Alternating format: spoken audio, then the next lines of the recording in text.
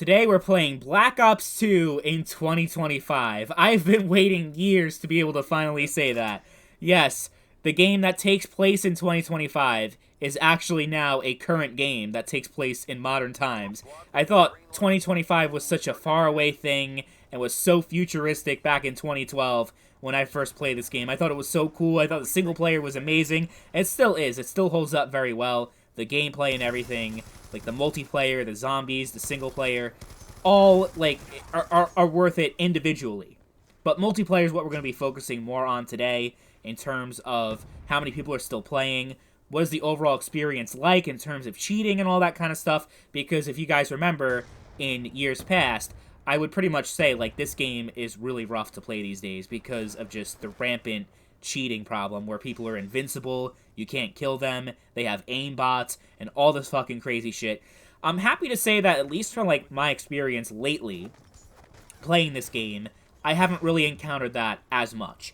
And spoiler alert, I've played Black Ops 3 already in 2025. I'm obviously, you know, the video's not out yet, but Black Ops 3 is way more infested with cheaters. Like, it's pretty much unplayable. Black Ops 2, on the other hand, you'll run into them every once in a while, but there's enough people playing still where you're able to just back out, get into a different game, and just hope that you have a hacker-free experience. But I haven't really had... It hasn't been unplayable, I'll just put it that way. It's been very much playable and enjoyable still, after 13 years.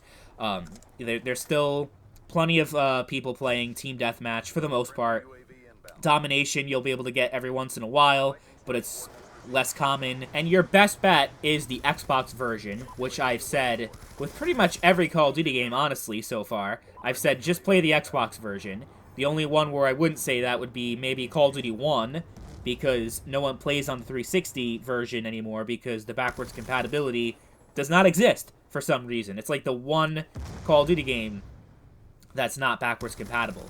So that is, yeah, just weird. But for the most part, like 90% of the time, when you're talking about the old Call of Duty games, the Xbox 360 version is the best one to have. So, like, from Call of Duty 2 up until, I would say, like, Black Ops 2. Yeah, Black Ops 2. Yeah, there's still some players on PS3. You'll find players online. It's just not as common because of the issue with the PlayStation Network name change, so that if you're playing on a newer account, you're not really able to play as smoothly. Like, you'll have a lot of problems connecting to a match and actually being able to play online.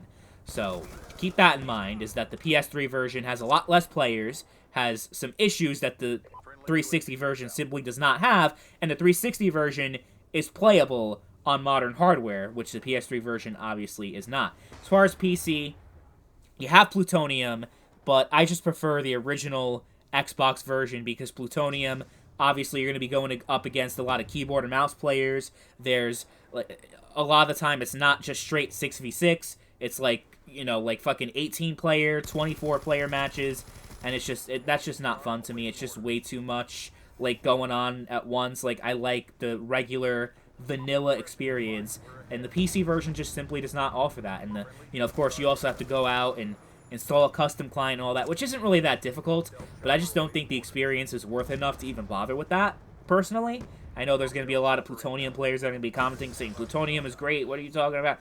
I just don't really care enough for it. I mean, I tried it, I forget when it was, but it just wasn't for me. I ended up just going right back to the old 360 version and pretty much never looked back.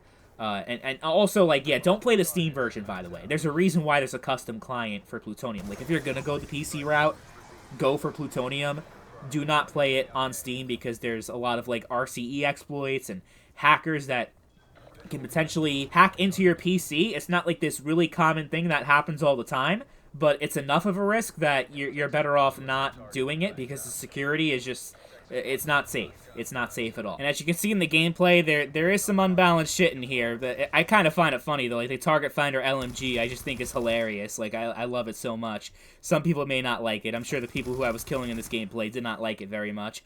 It's still not as unbalanced as Modern Warfare 2, though, with the noob tubes flying everywhere. I think that was just a whole other level. But, yeah, just be prepared. Black Ops 2 is not the most balanced game. Still one of the most fun, though, that you'll ever play. Like, just in any online multiplayer game. it's still great, still holds up great, and it's definitely worth playing in 2025. Absolutely.